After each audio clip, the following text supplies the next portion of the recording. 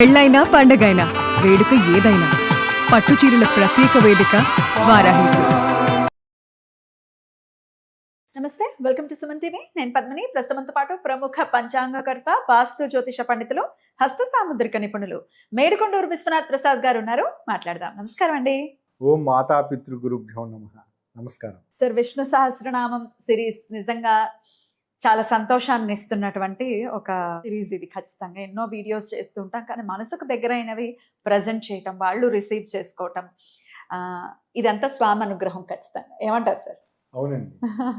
So సిరీస్ని చాలా మంది ఆదరిస్తూ ఉన్నారు, అడుగుతూ ఉన్నారు. మేము ఇంకా ఈ సమస్యలతో ఇబ్బంది పడుతున్నాము, వీటి నుంచి ఎలా బయటపడాలి అని అడుగుతున్నారు.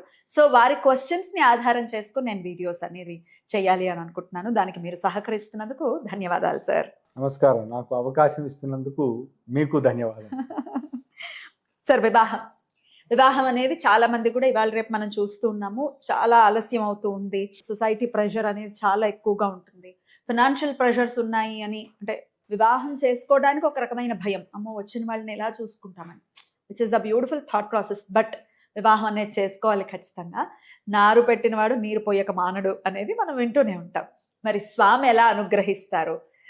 చక్కటి భాగస్వామి రావాలి అని అంటే కనుక స్వామి నామాల్లో ఏ నామం ఉపయోగపడుతుంది, అలాగే మీరు ఎలా తీసుకుంటున్నారు నామాలని, అదే ఆ ఇన్స్పిరేషన్ కూడా ఒకసారి చెప్పండి సార్. పోయిన వీడియోలో చెప్పినప్పటికీ ఆ వీడియోస్ చూడకపోతే కొత్త వాళ్ళకి అర్థమవుతుంది.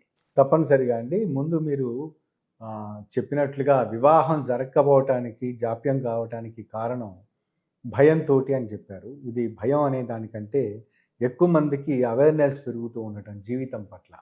అంటే పెళ్లి చేసుకున్న తర్వాత చాలా అందమైన జీవితం ఉండాలి, సౌకర్యవంతమైన జీవితం ఉండాలన్న ఆలోచనతోటి, స్థిరపడిన తర్వాత పెళ్లి చేసుకోవాలన్న ఆలోచనతోటి ఎక్కువ మంది చదువుకున్న వారు ఉండటం. అది సింహభాగం 60% మంది వివాహం జాబితాలు కరగటానికి అదొక కారణం అయితే, రెండవ కారణం బహుశా 20% వారికి ఎదిగిన క్రమంలో వారు చూసిన సన్నివేశాల కారణం చేత ఇటువంటి జీవిత భాగస్వామి ఎలాంటి వారు వస్తారో ఇటువంటి ఆలోచనలు ఉంటూ ఉండటం, ఇటువంటి కారణాలు. ఆ తదుపరి వెసులుబాటు లేకపోవటం, కుటుంబపరమైన మిగతా కొన్న పర్సంటేజ్లో కుటుంబపరమైన స్థితిగతులు, వాటి కారణం చేత కుటుంబపరమైన బాధ్యతలు, వీటి కారణం చేత వివాహ జాప్యతలు జరుగుతూ ఉన్నాయి. వీటన్నిటినీ అడ్రస్ చేసుకుంటూ విష్ణు సహస్రనామంలో వేదవ్యాసుల వారు చక్కటి ప్రతి శ్లోకం మనకి జీవితానికి సంబంధించి మనం ఎదుర్కొనే సమస్యలకు పరిష్కార మార్గంగా కనపడుతూ ఉంటుంది ఆ శ్లోకం. ఆ శ్లోకాన్ని మనం రెగ్యులర్గా చదువుతూ ఉండటం వలన చాలా అనుకూలమైన ఫలితాలు, మనం కోరుకున్న ఫలితాలు, అంటే ఏ సమస్య గురించి అయితే మనం కోరుకుంటున్నామో ఆ సమస్య నుంచి బయటపడటానికి అవి ఉపయోగపడతాయి. ఇక మీరు అడిగిన రెండవ ప్రశ్న, వీటిని ఇన్స్పిరేషన్ ఏమిటి, ఏ విధంగా తీసుకుంటున్నారు అని గత ఎపిసోడ్స్లో మీకు వివరించాను. మొదట ఈ ఇన్స్పిరేషన్ మంత్రం నుంచి, విష్ణు సహస్రనామం నుంచి లేదా లలితా సహస్రనామాల నుంచి ఇన్స్పిరేషన్ కలగటానికి కారణం, మొదట విష్ణు సహస్రనామానికి సంబంధించి పిఎస్కే ప్రసాద్ గారు అనే ఒక ప్రముఖులు వారు విష్ణు సహస్రనామం గురించి ప్రత్యేకంగా భాష్యం రాయటం, ప్రతిపదార్థం రాయటం, అందులో చక్కటి వివరణ ఇవ్వటం, అది ఫస్ట్ ఇన్స్పిరేషన్. రెండవది లలితా సహస్రనామాల గురించి, వీటన్నిటి గురించి ప్రముఖ గణిత శాస్త్రవేత్త శ్రీ డాక్టర్ వడ్లమూడి వెంకటేశ్వరరావు గారు శ్రీచక్ర దర్శనం అనే దాంట్లో రాసి మ్యాథమెటికల్ డెరివేషన్ రాయటం. అందులో మొత్తం లలితా సహస్రనామ వివరణ అంతా ఉంటుందా, భాష్యం ఉంటుందా సార్? అందులో వారు విడిగా లలితా సహస్రనామం గురించి రాశారు.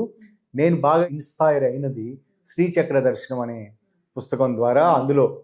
అందులో ఒక కొన్ని మంత్రాలు తీసుకొని వాటి నుంచి డెరైవ్ చేసుకుంటూ సాంఖ్యామాత్రికల రూపంలోనూ ఆ తదుపరి యంత్ర రూపంలోనూ మార్చుకొని మనకి శ్రీచక్రం నిర్మాణం ఏ విధంగా ఉంటుంది అనేది చూపించటం.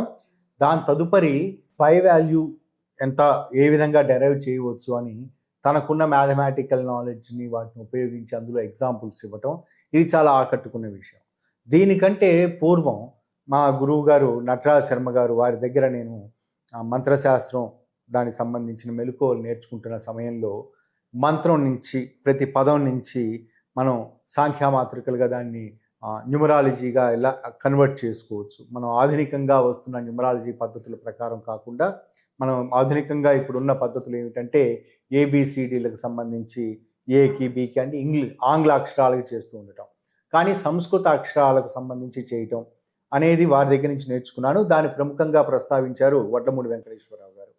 కాబట్టి వీటన్నిటినీ తీసుకున్న తర్వాత దీన్ని విష్ణు సహస్రనామాల్లో ఉన్న ప్రతి నామానికి, ప్రతి శ్లోకానికి దాన్ని సాంఖ్యామాత్రికలోకి మార్చుకోవటం, ఆ తదుపరి దాన్ని ఒక యంత్ర నిర్మాణంగా, ఒక గ్రాఫికల్ డిజైన్, మంత్రానికి గ్రాఫికల్గా ఒక డిజైన్ తయారు చేసుకోవటం అనేది చేసుకున్న తదుపరి ఒక్కొక్క మంత్రం మనం ఎదుర్కొంటున్న ఒక్కొక్క సమస్యని అడ్రస్ చేస్తుందనే నమ్మకం కలగటం అనేది జరిగింది. ఓకే, అప్పుడు మరి లలిత సహస్రనామానికి సంబంధించి కూడా చెప్తారా ఫ్యూచర్ ఎపిసోడ్స్ లో?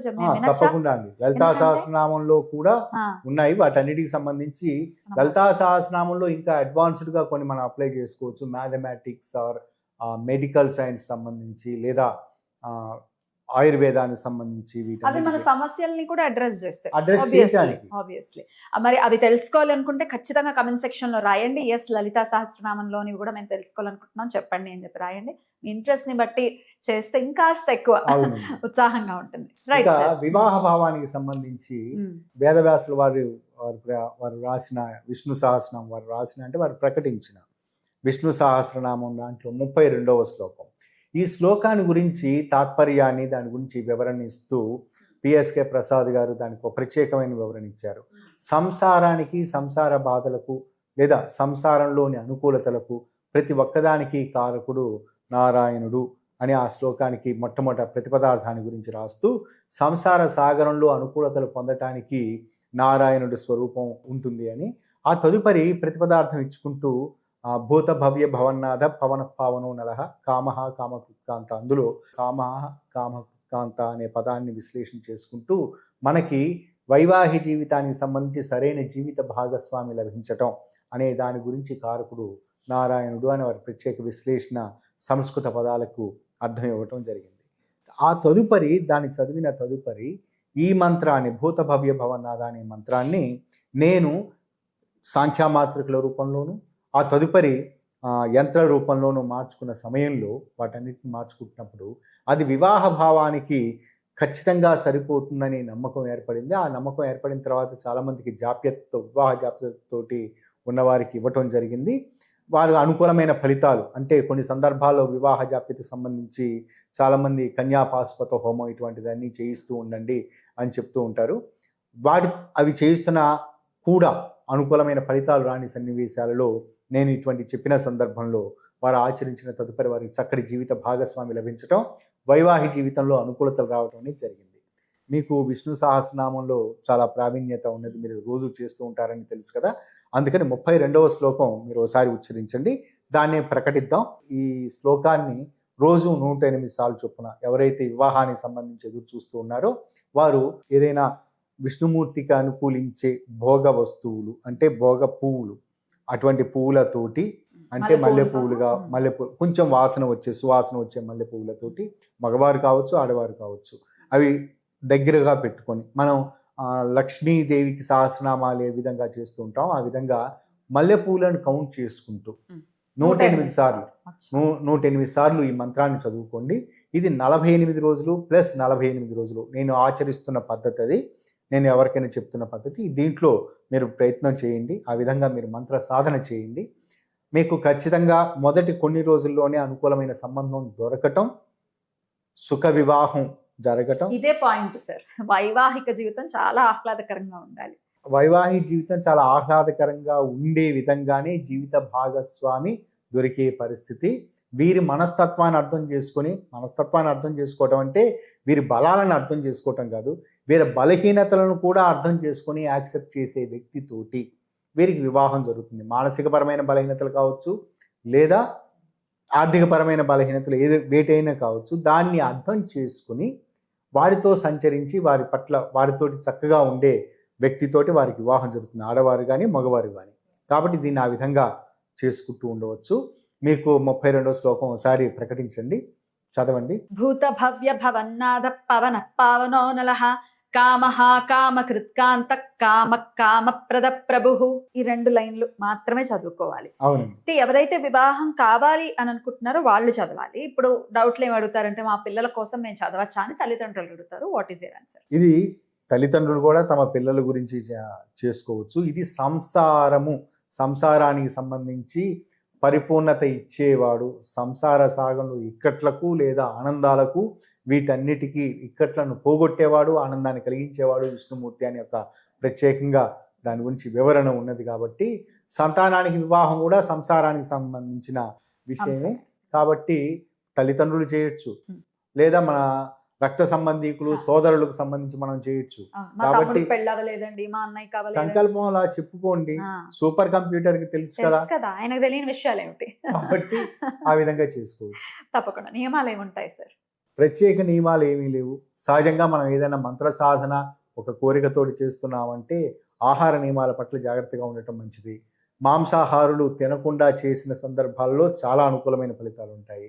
మద్యపానం వంటివి లేదా మత్తు కలిగించే వస్తువులు లేదా అటువంటి మాదక ద్రవ్యాల జోలికి వెళ్లకుండా చేసుకున్నప్పుడు అనుకూల ఫలితాలు ఉంటాయి. ఏ రోజున మొదలు పెట్టమంటారు? వారికి ముందు ఎపిసోడ్స్లో కూడా చెప్పాను, ఎప్పుడు మనసు ప్రశాంతంగా అనిపించి ఎప్పుడు వారికి ఇచ్చ కలుగుతుందో, చేయాలనే మనసుకి ఎప్పుడు అనిపిస్తుందో దాని గురించి ఆలోచించి వెంటనే మొదలు పెట్టండి. అది మొదలుపెట్టిన తదుపరి వారికి అనుకున్న టైంలోనే మొదలుపెట్టండి. దేవుడు ఆ విధంగానే వారికి టైం క్రియేట్ చేస్తాడు. కానీ 48 రోజులు కంటిన్యూస్గా రోజుకు 108 సార్లు ప్రతిరోజు మల్లెపూలతో చేయాలా సార్? వారికి మ్యాక్సిమం కుదిరినంత వరకు కనీసం ఆ విధంగా కుదరలేదనుకోండి మొదటిసారి, దాని తర్వాత కుదిరినప్పుడు ఈ విధంగా చేసుకుంటూ ఉండండి. అనుకూల ఫలితాలు ఉంటాయి. పూజ చేస్తూనే చేసుకోవచ్చా, లేకపోతే ఏమండి మేము ఏదైనా ఊరు వెళ్ళాల్సి వచ్చిందంటే అక్కడైనా చదువుకోవచ్చా? ఇటువంటి డౌట్స్ వస్తాయి సార్. ప్రాథమికంగా మొట్టమొదట పూజ గదిలో పూజ చేసుకుంటూ చేయమని నేనేం సజెస్ట్ చేయట్లేదు. వారు ప్రత్యేకంగా వారికి శారీరక సౌలభ్యత, శరీరానికి ఎటువంటి అలసట లేకుండా ఉండే విధంగా కూర్చునే విధానం, వాళ్ళకి సహజంగా మనం కింద పద్మాసనంలో కూర్చోండి అని చెప్పట్లేదు. వారు కుర్చీలో కంఫర్టబుల్గా కూర్చోండి, మనసు ప్రశాంతంగా పెట్టుకొని చేయండి. అది ఇంట్లోనే చేసుకుంటూ ఉండటం వలన ఒక ప్రత్యేకమైన స్థానంలో ప్రత్యేకమైన టైంలో చేసుకోవటం వల్ల అనుకూల ఫలితాలు ఉంటాయి. ఊరికి వెళ్తున్న సందర్భంలో వేరే ప్రాంతాలకి ఇదంతా వారి వృత్తిరీత్యా కావచ్చు, మరే కారణం చేత కావచ్చు, ఎక్కడికి వెళ్తే అక్కడ చేసుకోండి. 7 నిమిషాల కంటే ఎక్కువసేపు పట్టే అవకాశం లేదు. అవును సార్, అంతే. Right sir. అయితే ఆడవాళ్ళు ఒకవేళ చేస్తున్నట్టయితే మధ్యలో ఋతుక్రమం అడ్డొస్తుంది, అప్పుడు ఆపుకోవచ్చా సార్? ఖచ్చితంగా ఋతుక్రమం ఉన్నన్ని రోజులు వాటిని చేయకుండా, మంత్ర సాధన ఏది చేయకుండా ఉండటం అనేది అవసరమైన విషయం. ఉన్నన్ని రోజులు అంటే బ్లీడింగ్ ఉన్నంత కాలం చదవకూడదు, అంతేనా?